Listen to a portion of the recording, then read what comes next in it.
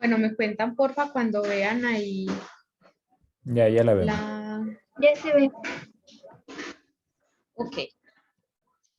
Bueno, entonces teniendo en cuenta la guía con la que vamos a trabajar la especialidad, la primera parte que les pide a ustedes ahí diligenciar, ser capaz de etiquetar en un diagrama o un modelo de un cerebro humano que incluya las siguientes partes, que serían la médula, el puente troncoencefálico, el cerebelo, el mesencéfalo, el tálamo, el hipotálamo, la glándula pituitaria y el telencéfalo. Listo, entonces vamos a ir viendo con una introducción a lo que es el sistema nervioso y ya enseguidita les voy a mostrar una imagen donde aparece pues como todas estas estructuras. Bueno, entonces como ustedes pueden ver acá, el sistema nervioso es una red compleja de nervios. También dice las células que llevan mensajes y desde el cerebro y la médula espinal a las diversas partes del cuerpo. Entonces, el sistema nervioso se divide en sistema nervioso central y sistema nervioso periférico. Y a esos también se les conoce como sistema somático y sistema autónomo. ¿Listo? Entonces, básicamente eso es la definición de lo que es el sistema nervioso. Ahora, el encéfalo entonces sería una masa nerviosa que está dentro del cráneo. Está envuelta por 3 meninges que se llaman dura madre, pía madre y aracnoides, que son las que ustedes pueden ver ahí también en esa imagen del cerebro. Esas 3 capas que cubren el cerebro se encargan de protegerlo. Vemos que entonces la primera capa es la aracnoides, que estaría pues aquí. Luego tenemos la pía madre encimita y la que está antes del hueso se llama dura madre. Esas 3 capas ayudan a proteger el cerebro y ya pues después de ahí estaría el hueso como tal del cráneo y al cuero cabelludo. Realmente el cerebro pues no está ahí como pegado al huesito, sino que a él lo recubren 3 capas que se llaman pía madre, aracnoide y dura madre. Bueno, no sé si alcanzan a ver aquí en esta figurita que les estoy mostrando. En esta parte de acá está algo que es el líquido cefalorraquídeo. Eso blanquito que ustedes de pronto ven acá se llama, son unas pequeñas estructuras, incluso se llaman acueductos cerebrales, y es a través de las cuales fluye el líquido cefalorraquídeo que también protege como tal al cerebro. Bueno, acá en esta imagen entonces ya podemos empezar a distinguir esas partes del sistema nervioso central. Entonces, bueno, hay 3 partes voluminosas que son cerebro, cerebelo y bulbo raquídeo, y otras más pequeñas como el tálamo y el hipotálamo, que ya ahorita vamos a ver también la imagen. En lo profundo del cerebro se encuentra algo llamado el sistema límbico, en la parte más interna. Y ahí entonces es donde se encuentra el tálamo, hipotálamo y todas las demás estructuras. Entonces, por ejemplo, la primera parte que nos dice ahí es la médula. La médula, a ver, yo creo que esto tiene aquí como un punterito hacia aquí. La médula espinal sería toda esta parte que está aquí como en gris. Esa es la médula espinal. Y esa médula espinal, entonces, es la que conecta el cerebro como tal con el resto del cuerpo. Entonces, la médula baja a través de la columna vertebral y sería esta que está acá en gris. Bueno, el puente troncoencefálico básicamente sería esto que ustedes ven aquí en naranja. Listo, entonces ese es el puente troncoencefálico. O sea, prácticamente esto es lo que conecta el cerebro, que sería esto que está en amarillo, con la médula. Entonces, en esta parte aquí anaranjadita encontramos el puente troncoencefálico. Muy bien. Tenemos también entonces otra estructura que es, a ver, el cerebelo. Listo, el cerebelo sería esta que está aquí en verde. Incluso ahí dice cerebelo. Parece como un pequeño frijolito. Esta parte verdecita que está acá es el cerebelo. Se encuentra en toda la parte baja, por así decirlo, del cerebro. El cerebro es toda esta masa, por así decir, que es amarilla, y el cerebelo está por debajo. Una de las principales funciones del cerebelo se relaciona con el equilibrio, más que todo equilibrio, respiración, y regula pues como todo el manejo espacial, como el manejo del espacio como tal. Bueno, la siguiente estructura que nos hablan aquí sería el mesencéfalo. Incluso miremos que acá hay, pues está señalado cuál es el mesencéfalo. Sería esta parte aquí como más alta del puente troncoencefálico.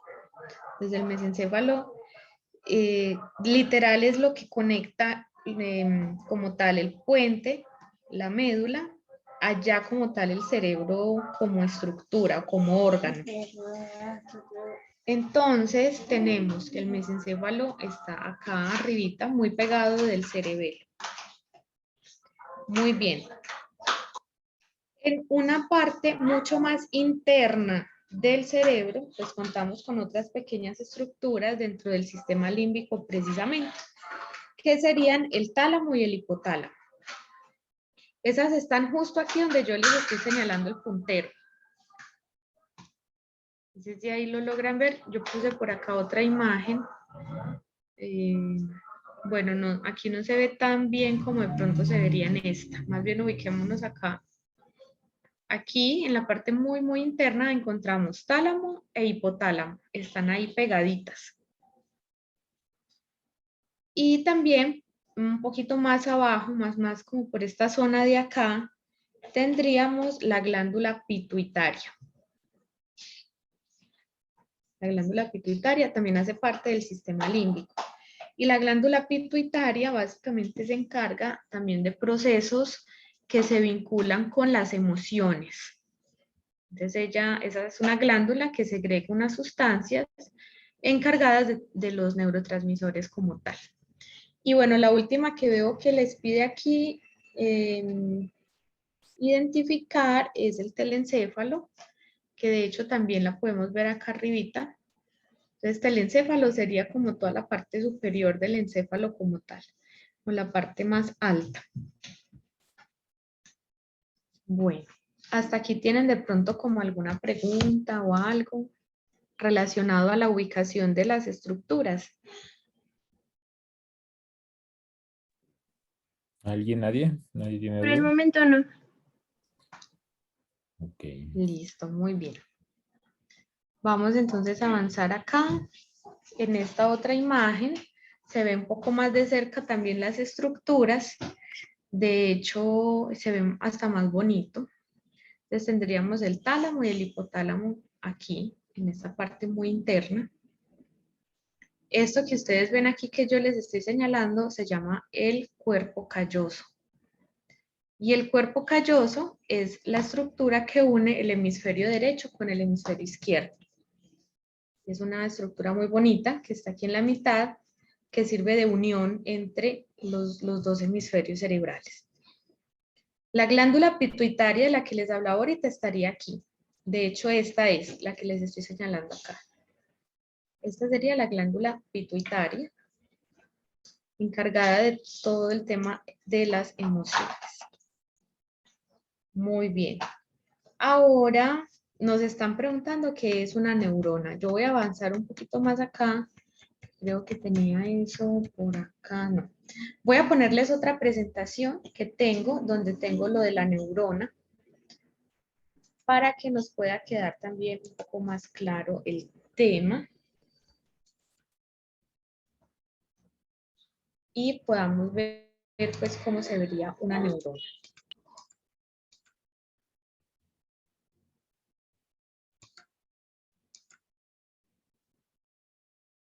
Listo, ahí ya lo están viendo. Sí, ya se ve. Listo, muy bien. Entonces, aquí podemos ver una imagen de una neurona como tal. Entonces, básicamente podríamos definir a la neurona, ahí incluso les pregunta qué es una neurona, podríamos decir que es la unidad estructural y funcional del cerebro. Esa sería, de hecho, una definición muy bonita y muy clara de lo que es la neurona. Creo que con que ustedes pongan pues eso quedaría muy claro. Unidad estructural y funcional del cerebro.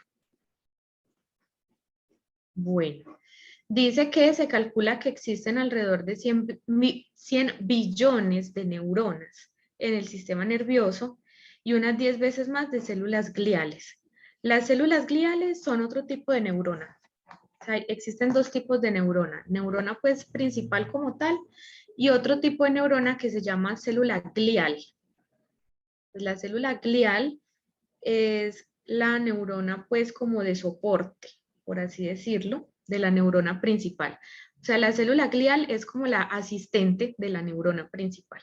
Ella siempre está ahí pegadita para ayudarle a la neurona a funcionar adecuadamente. Listo, entonces también pueden poner que la neurona es una célula especializada que recibe, procesa y transmite información con gran especificidad y exactitud. También dice que estas células deben tener propiedades bioquímicas y eléctricas.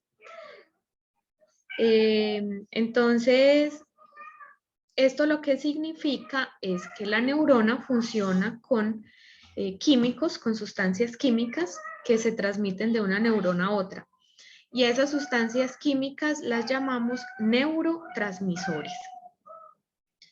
Y el componente eléctrico, pues básicamente es el que permite que la neurona funcione. Entonces, la neurona literal funciona con electricidad. Es una electricidad que el cerebro produce. Y a lo que lleva es a que haya una comunicación entre una neurona y otra. Entonces, esa comunicación entre una neurona y otra la llamamos sinapsis. Y la sinapsis, entonces, sería ese proceso de comunicación entre neuronas, básicamente. Bueno, como para complementarles un poquito el tema de la neurona, me voy a devolver incluso aquí un poco a mostrarles esto, que me parece pues como muy interesante. Este señor llamado Santiago Ramón y Cajal fue la persona que descubre la neurona.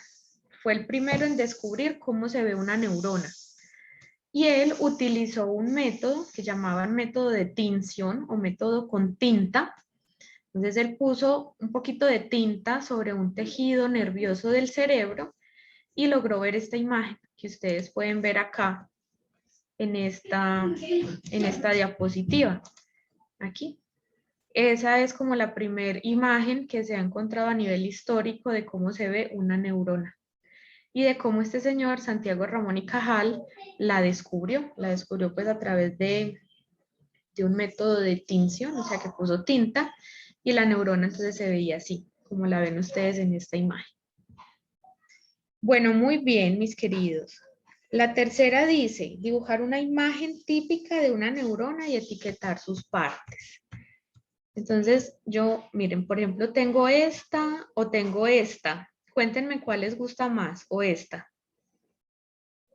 Para yo dejárselas y que la puedan dibujar. Pues miren, tengo esta o esta. Pues esta no tiene los nombres. A mí la verdad me parece esta como la mejorcita. Sí, creo que eso está bastante bien. ¿Cierto que sí? No sé. Esa Tiene prefiere. como, sí, tiene como más claras las partes de la neurona. Entonces, por ejemplo, ustedes ahí, bueno, de hecho en la guía, arribita tienen una imagen de una neurona. Pueden copiar algo similar a esa o esta que yo les estoy poniendo acá. Las partes más importantes de la neurona, diría yo que es, pues esta parte que parece como un huevito estrellado, es esta que está acá, que sería como tal el cuerpo celular. En el centro ella tiene un núcleo Luego tiene unas ramificaciones que se llaman dendritas, que serían como estas paticas que tiene la neurona. Listo, esta parte de acá. Luego hacen como estas pequeñas salchichas, parecen como unas salchichas chiquiticas, que serían como tal el cuerpo de la neurona. Entonces, cada una de estas salchichitas, por así decirlo, se llaman vainas de mielina. Y como tal a todo el conjunto de mini salchichas, por así decirlo también, le vamos a llamar el axón. Entonces, ese axón es como tal esa estructura que sale del cuerpo de la neurona y baja y va formando lo que llamamos vainas de mielina. La mielina es la sustancia que permite que haya conexión entre una neurona y otra. Si no fuera por la mielina, no podría haber comunicación entre las neuronas. La mielina es una sustancia que recubre la neurona y que le permite la comunicación entre una y otra. De hecho, fíjense aquí que las neuronas siempre van a estar conectaditas. Y ellas se conectan a través de estos bracitos que se llaman dendritas. Yo diría entonces que ustedes dibujan su neurona y de lo más importante que debe llevar es el cuerpo celular, el núcleo, súper importante ponerle el núcleo, estas ramitas que son las dendritas, luego la parte de la colita de la neurona, por así decirlo, que se llama axón, así como lo ven ustedes acá, es un axón. Luego pueden también dibujar las vainas de mielina, que son estas pequeñas mini salchichitas que les dije ahorita. Luego, aquí abajo hay más dendritas, obviamente tienen que haber más dendritas, porque necesitan pegarse, por así decirlo, con las otras neuronas. Pues todas las neuronas tienen la misma estructura. Cuerpo celular, núcleo, dendritas, axón. Y pues las vainas de mielina o los nodos de Rambier que están entre una vaina de mielina y otra. Y eso es algo súper importante a tenerlo pues como presente, porque estas pequeñas estructuras que hay acá son las que permiten que haya una buena lubricación, por así decirlo, entre las neuronas. Sin mielina no hay comunicación neuronal. De hecho, existe una enfermedad que las llamamos enfermedades desmielinizantes. Entre ellas está una que es la esclerosis múltiple. Cuando no hay una buena producción de mielina, a las personas les puede dar esa enfermedad que se llama esclerosis y es una enfermedad bastante delicada. Bueno, cuéntenme cómo van con la neurona. ¿Les hace falta algo o pasamos a la siguiente pregunta? Yo tengo una pregunta. La parte de hasta abajo, la que dijo que también eran dendritas, a mí en un momento me mencionaron que eran botones terminales. ¿Ya no se les llama así? Sí, de hecho, mira que aquí dice terminal presináptica. Entonces, la terminal presináptica sería esa área o esa pequeña zona de la dendrita en la cual la información, o sea, los neurotransmisores, viajan. Es decir, mira, en la sinapsis, que es este proceso que hay acá, siempre va a haber una neurona postsináptica o dendrita postsináptica y una presináptica. ¿Eso qué significa?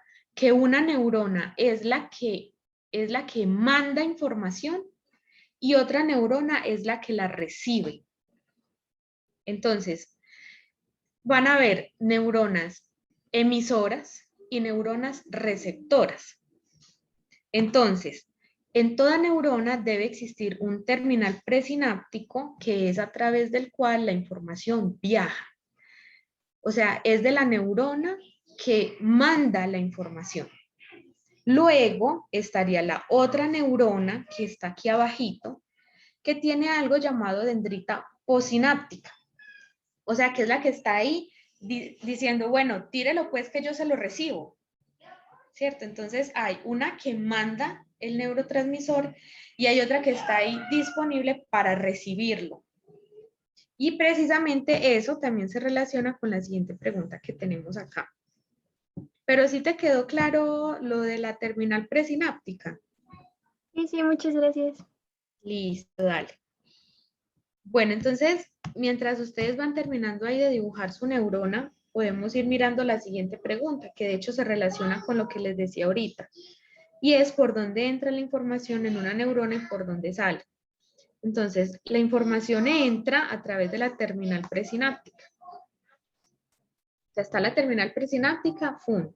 Y luego, la otra neurona que está pegadita a ella la recibe. Entonces, tendríamos ahí incluso ustedes pueden poner terminal presináptica y dendrita posináptica, que serían esos dos tipos de neurona que están encargados, como les decía hace un rato, tanto de mandar la información como de recibirla.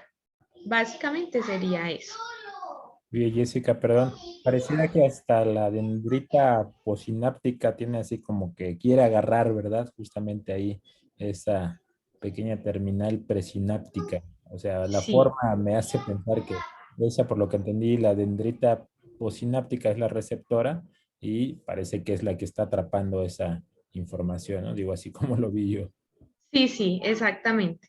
Básicamente, el tema de las neuronas es eso. O sea, las neuronas se comunican entre ellas a través del proceso de sinapsis.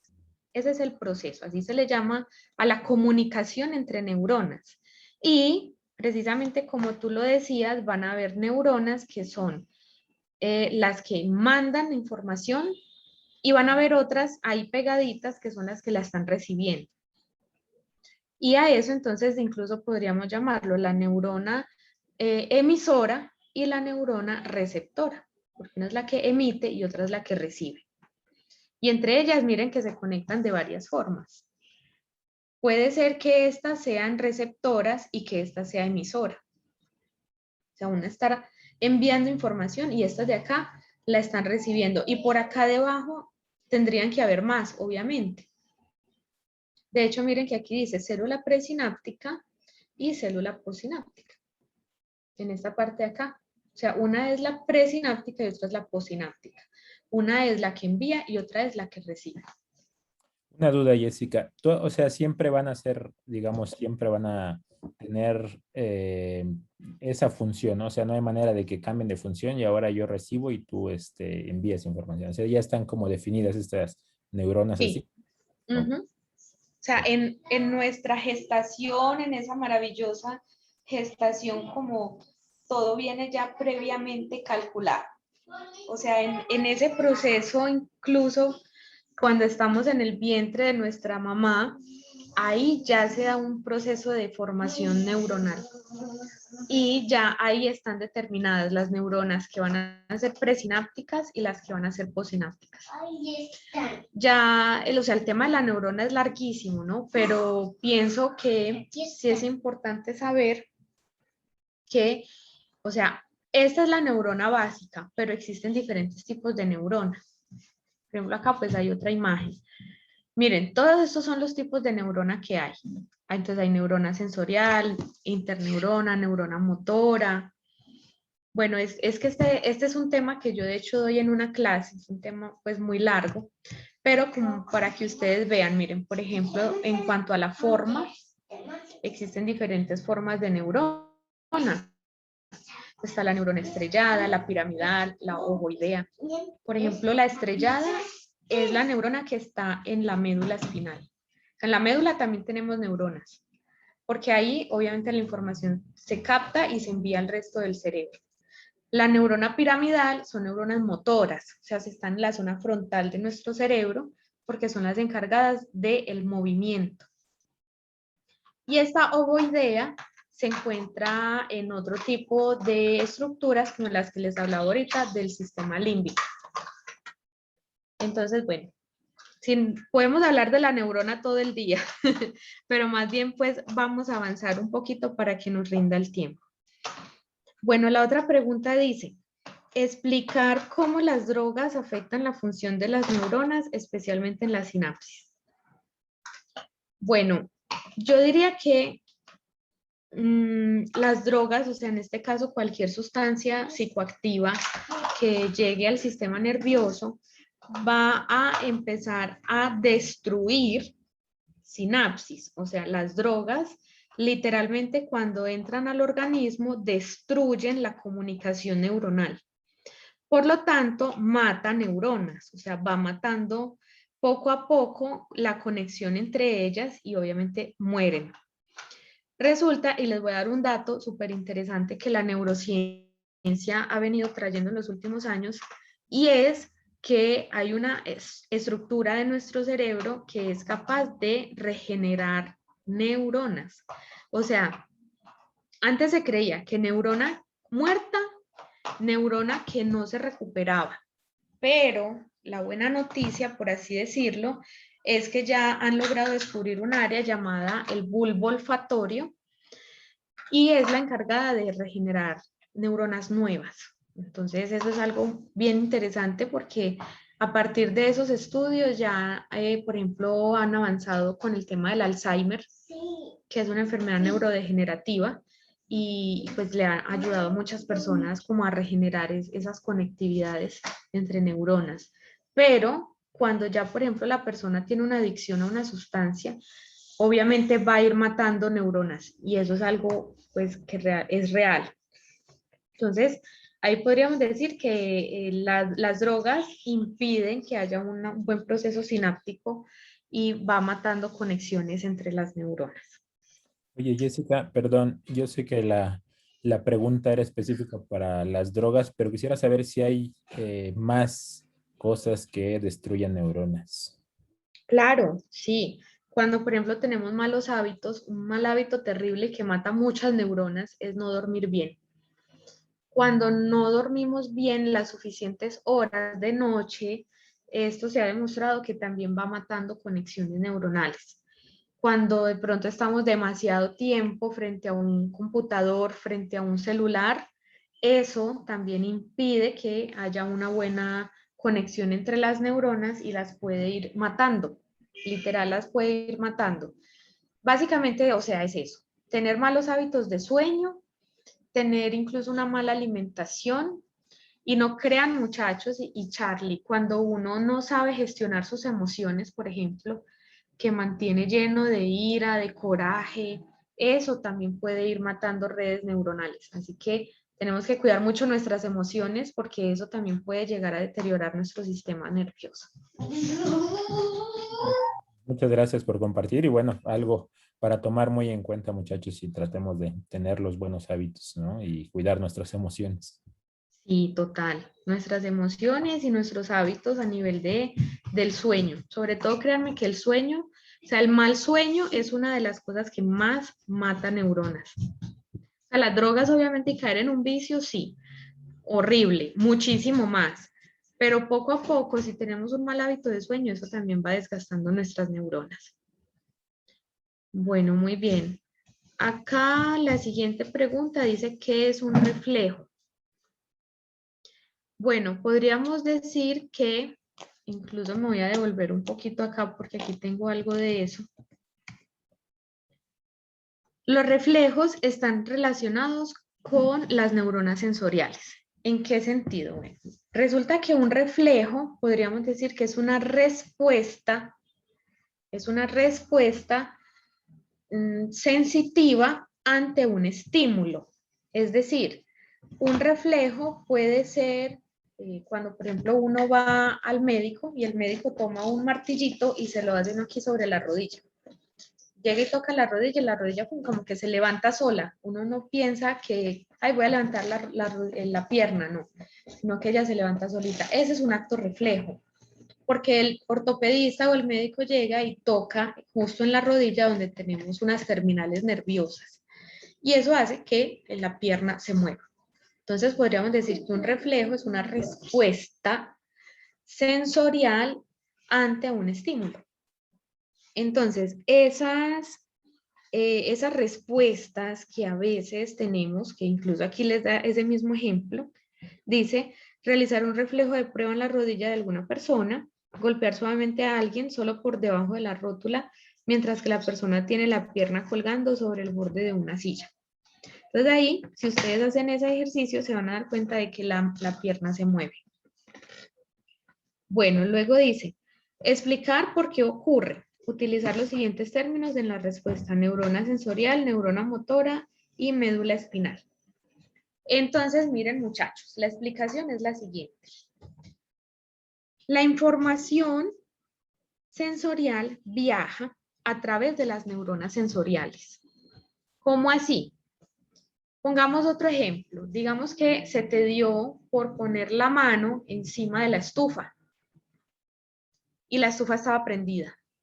Entonces, cuando la piel sintió ese calor extremo del fuego, tú inmediatamente corres la mano. Obviamente nadie va a dejar la mano ahí pues que se le queme. No, uno inmediatamente la va a retirar. Entonces, ¿qué es lo que ocurre? La piel tiene receptores sensoriales.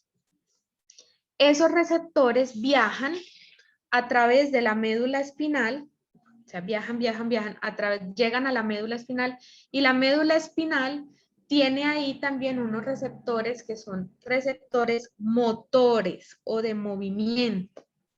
La neurona motora tiene sus dendritas súper largas, y esas dendritas súper largas llegan hasta la médula, y allá entonces es cuando te dice, oye, quita la mano. ¡Pum! Entonces tienes que quitar la mano y hay un movimiento. Básicamente, entonces lo que ocurre es algo así, miren, está la neurona sensitiva, que es la que recibe la información. Esa neurona sensitiva viaja y se conecta con las amigas interneuronas, y las amigas interneuronas que están en la médula espinal llevan la información al músculo. Entonces la información viaja, y cuando ya llega al músculo, entonces es cuando aparece el movimiento. Entonces fíjense que ellas siempre van a estar conectadas. Van a estar conectadas la neurona sensitiva con la neurona motora. ¿Por qué? Porque si ellas no están conectadas entre ellas, nosotros no podríamos hacer movimientos reflejos en este caso. O sea, otro ejemplo de movimiento reflejo que les acabo de dar es cuando pusiste la mano sobre la olla caliente y inmediatamente retiraste la mano. O sea, esto es algo inmediato. No es que uno tiene que decir, hey, por favor, neurona sensitiva, llévale la información a la neurona motora que quite la mano. No. O sea, uno no tiene que hacer eso. Eso es algo que se da de forma inmediata. Y el punto intermedio, por así decirlo, entre la neurona sensitiva y la neurona motora es la médula espinal. O sea, es como el centro de relevo, a donde llega la información. Llegó la información sensorial a la médula, y la médula va y le dice al cerebro, oye cerebro, envía la información de que esta persona mueva la mano de la olla que se está quemando. Y entonces tú ahí mismo quitas la mano. Esa sería pues como la explicación de lo que ocurre ahí. Bueno, la otra pregunta dice, ¿por qué los médicos usan esta prueba en un examen físico? Bueno, la utilizan para evaluar los reflejos, precisamente. Nosotros tenemos muchos tipos de reflejos. De hecho, dentro de los principales está cuando nosotros nacemos. Cuando nacemos, el primer reflejo que aparece es el reflejo de succión, que es el que necesitamos para alimentarnos del seno de nuestra madre. Entonces, es un reflejo. Luego van apareciendo otros reflejos, como el de agarre de la mano. Hay otro que se da en el pie, que se llama reflejo de Babinski. Es cuando te tocan la planta del pie, por lo general, tú haces los deditos hacia adentro. ¡Pum! Pero cuando uno de pronto tiene un accidente muy fuerte y se da en la cabeza, en la zona como de la nuca, puede haber un daño en los reflejos y, digamos, el paramédico le hace el reflejo en la palma del pie, y si la persona en lugar de encoger los deditos hacia adentro, los abre hacia afuera, eso indicaría que hay un daño cerebral.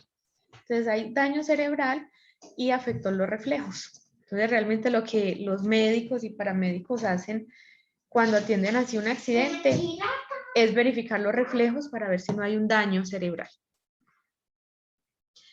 Bueno, la otra pregunta dice que es una neurona sensorial. Entonces ya les expliqué hace un ratico que era una neurona sensorial y es la que recibe. Es la que recibe la información del medio para luego llevarla al cerebro y que el cerebro emita una respuesta. Bueno, la otra dice que es adaptación. Bueno, me van diciendo si de pronto voy muy rápido o necesitan que me detengan algo para poder avanzar. Sí, gracias. Creo que vamos bien. Ok. Bueno, muy bien. Entonces la otra pregunta dice que es adaptación. Yo diría que la adaptación es un proceso cognitivo que permite que el ser humano logre generar eh, como un comportamiento adecuado, podríamos llamarlo así, un comportamiento adecuado en diferentes circunstancias. Entonces, cuando una persona se adapta es cuando la persona logra incluso acomodarse. Esa acomodación está muy relacionada con el proceso de la inteligencia. Se dice que una persona entre más inteligente es, más rápido se adapta. O sea, cuando nosotros vemos que hay una persona por ahí que no se logra adaptar fácilmente a un cambio, a una situación, puede estar teniendo fallas cognitivas. Realmente la adaptación también es un indicador de la inteligencia. Existe un teórico que habla muchísimo sobre estos términos y es el amigo Jean Piaget, y él precisamente es quien establece la teoría del desarrollo cognitivo y él habla de la adaptación en esos términos. La adaptación es un proceso que permite que el ser humano se acomode al cambio, a los cambios que se generen en el medio y que actúe de forma coherente en ellos. Eso podríamos decir que sería el proceso de adaptación. Bueno, sigamos entonces con la otra. Me dicen si les quedó claro lo de la adaptación, o tienen alguna inquietud sobre eso. Todo claro. Listo, muy bien. Entonces dice aquí demostrar la adaptación de la siguiente manera. Descansar el brazo sobre una mesa y a continuación colocar un pequeño corcho o algo muy ligero en el brazo. Notar cómo se siente ese momento y cómo se siente un minuto más tarde después de no moverse. Entonces miren, aquí en este ejemplo que dan es que, digamos, a ti te ponen algo sobre la piel, sobre el brazo, y el cerebro entra en un estado que incluso se llama de habituación o de adaptación. Después de un tiempo de tener eso ahí y te lo quitan, a veces te puede dejar la sensación de que el objeto sigue todavía ahí en la piel. Incluso acá también se me ocurre otro ejemplo que a veces ocurre con lo que llamamos el miembro fantasma. Y el miembro fantasma aparece en las personas que lastimosamente les tienen que amputar, por ejemplo, la mano. Entonces, esas personas les amputan la mano y tiempo después en su recuperación ellos sienten mucho dolor y presión ahí porque el cerebro todavía cree que la mano está. Y por eso se les llama miembro fantasma, porque los receptores sensoriales siguen activos y el cerebro le cuesta trabajo adaptarse a ese cambio de que su mano no está. Y a veces a las personas les duele mucho, pues se les llama el muñón, ese muñoncito que les queda ahí después de que les amputan la mano, queda con mucho dolor. Y una de las terapias que a veces les hacen es que meten el muñoncito en una caja y esa caja en la mitad tiene un espejo.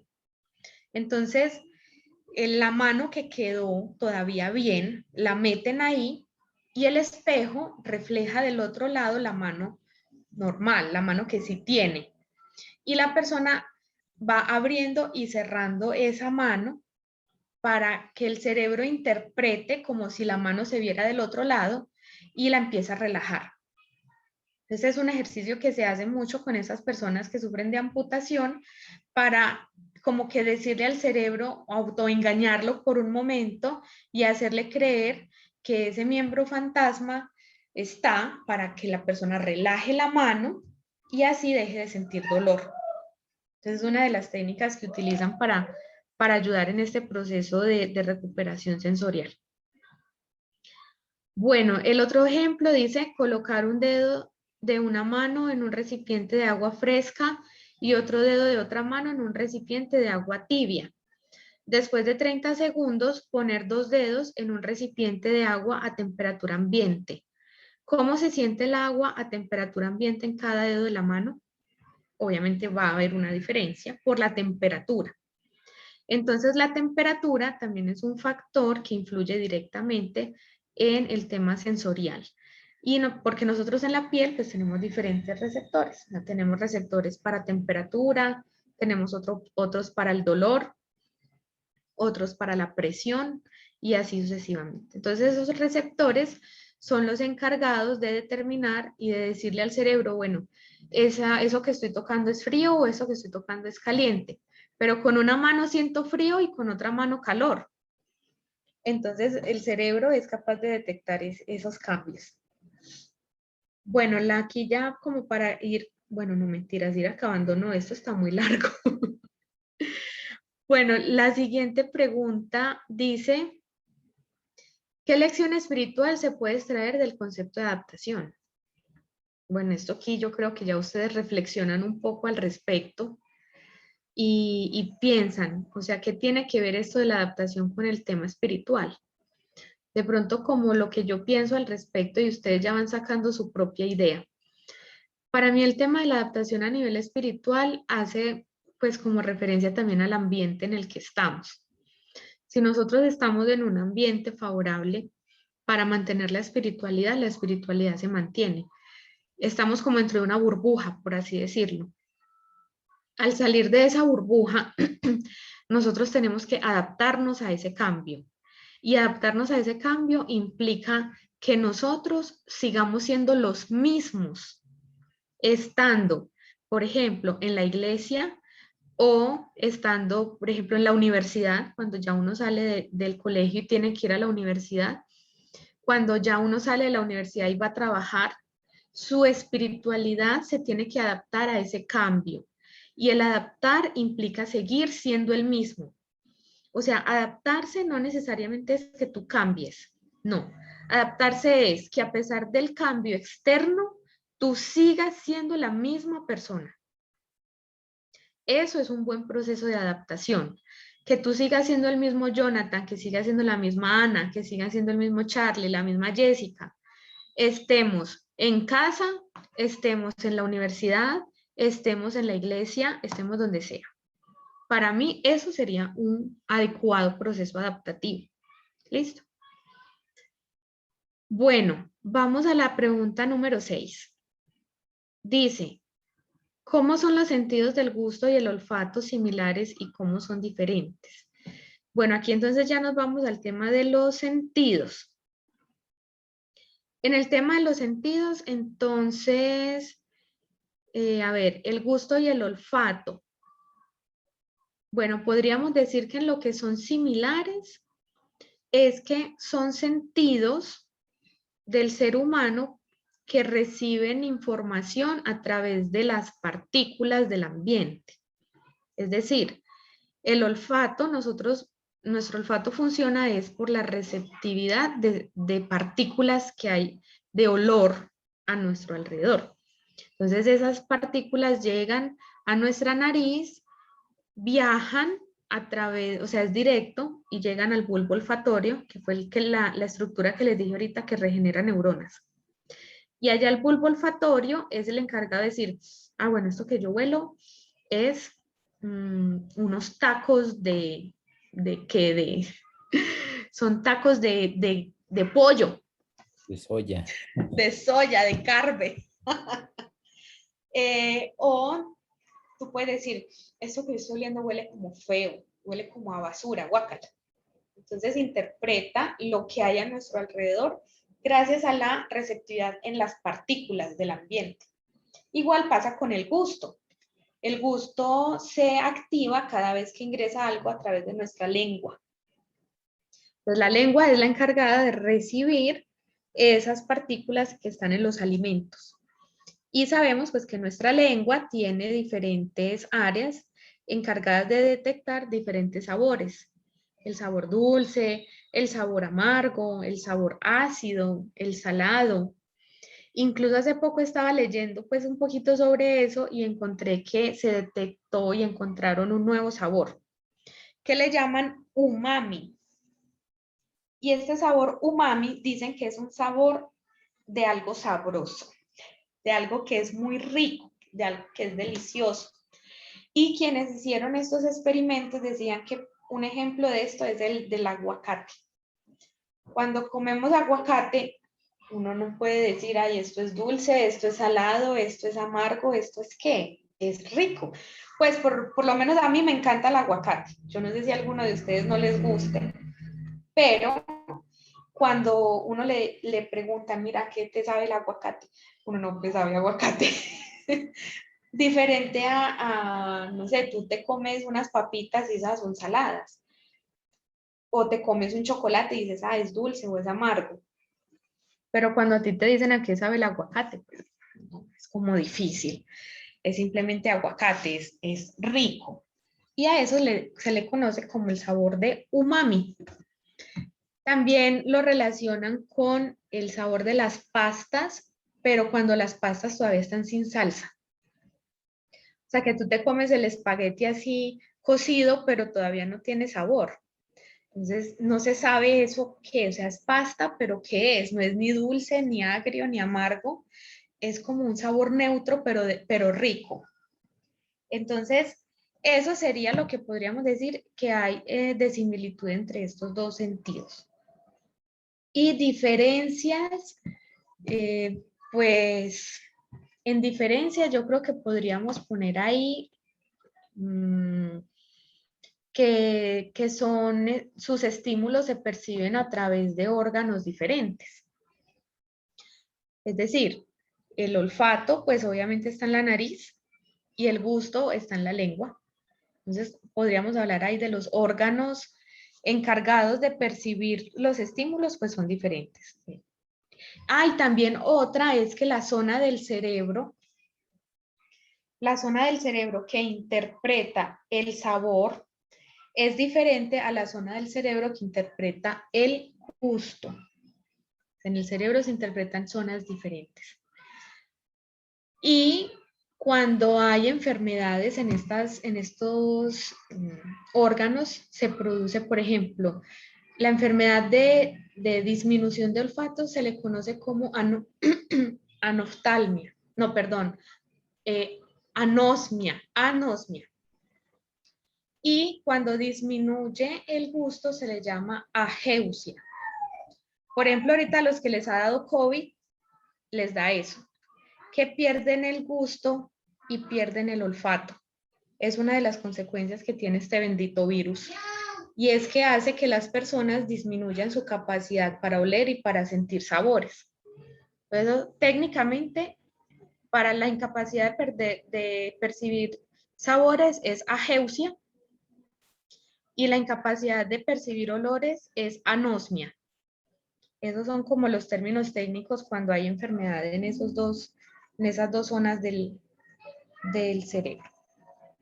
Ay, miren, ya son las 4. Díganme ustedes, ¿seguimos un ratico más o tenemos que acabar? Tenemos que terminar, Jessica, porque vamos a tener otra especialidad también. Ok. Ya está por aquí nuestra invitada también. Pero la verdad es que está muy interesante. Digo, no sé, chicos, pero la he disfrutado mucho. Vamos prácticamente a la mitad. Son 12 preguntas las que marcan la Sí. especialidad y Uh-huh. se completaron 6. Entonces, si les parece bien, vamos a dejar las siguientes 6, que ya vamos a empezar a hablar del ojo por lo que vi. Vamos a empezar vamos a reagendar la segunda sesión, digamos, de esta especialidad. Y te agradeceríamos entonces, Jessica, que nos acompañes una vez más para concluir con esta especialidad. ¿Qué te parece? Sí, claro que sí. Ya ustedes me dicen el día y la hora y con muchísimo gusto yo de nuevo los acompaño para que finalicemos la guía. Excelente, sí. Pues yo te confirmo de todos modos bien la fecha, nada más ajustamos unos detallitos y ya te confirmo bien la fecha y que esperamos sea lo más pronto posible para concluir este interesante tema. Muchas gracias, Jessica. Cuánto te agradecemos a Jessica por esta interesante especialidad. Bueno, continuaremos entonces en la siguiente oportunidad. Muchas gracias, Jessica. Que Dios te bendiga. Un fuerte abrazo. Bueno, claro que sí, con muchísimo gusto. Feliz resto de sábado y nos vemos en otra oportunidad. Dios les bendiga. Claro que sí. Igualmente, Jessica. Muchas gracias. Ok, hasta luego. Hasta luego. Ok, chicos, pues bien, vamos a continuar con nuestra especialidad. Ahora vamos a tener narración de historias. Ya está por aquí Belén que nos va a apoyar. Le invitamos también para esta especialidad. Déjenme cortarle aquí la grabación.